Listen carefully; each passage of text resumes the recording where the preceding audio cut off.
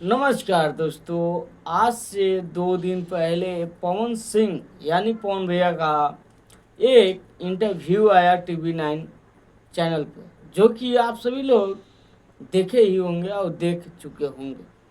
उसमें पवन सिंह से पॉलिटिक्स से लेकर बहुत सवाल पूछे गए। उसमें से एक सवाल ये भी था कि क्या आप विधायकी का चुनाव लड़ेंगे या फिर इसको ऐसे ही जाने दीजिएगा।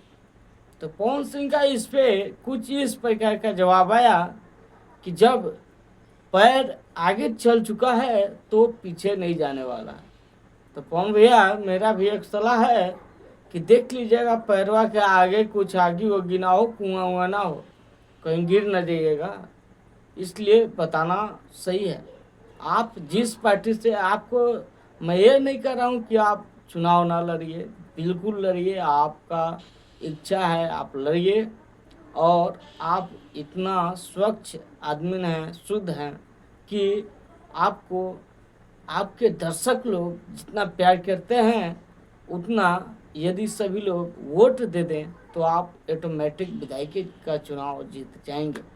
तो मेरा यही है कि पवन भैया, आप पैर के आगे देखा कीजिए। ऐसा नहीं कि पैर के आगे कुछ भी हो, पैर आगे बढ़ चुका है तो उसको रोकना ही नहीं है। ये कहाँ का नियम है? पैर को रोकना भी पड़ता है कभी कभार, आगे कुछ भी हो सकता है। तो ऐसा बोलना मुझे थोड़ा सा सहज नहीं महसूस हुआ, विसहज हुआ। तो इसके लिए मैं कुछ टिप्पणी देने आ गया और दिया भी। आप लोग मेरे बातों से कितना सहमत है? और पवन भैया ये चुनाव जीतेंगे तो अच्छा करेंगे, और इसमें पवन भैया के साथ बहुत बहुत लोग साथ देंगे। और भोजपुरी इंडस्ट्री के सारे लोग साथ दिए भी थे जब पिछले दफे सांसद के चुनाव लड़े थे पवन सिंह। तो इस दफे भी अवश्य सभी लोग साथ देंगे। तो पवन सिंह को विधायकी का चुनाव लड़ना चाहिए। लेकिन एक चीज़ है कि आप टिकट देख कर लीजिएगा या फिर निर्दलीय ही लड़िएगा, क्योंकि आपको अक्सर धोखा दिया जाता है, आपको भी ये चीज़ मालूम होगा।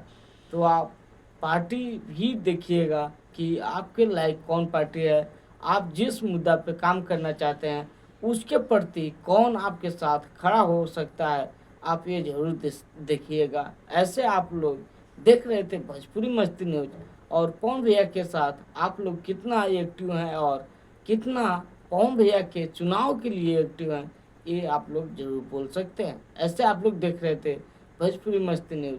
मैं राहुल कुमार मिलता हूँ फिर से किसी ऐसे ही वीडियो के साथ। तब तक के लिए धन्यवाद।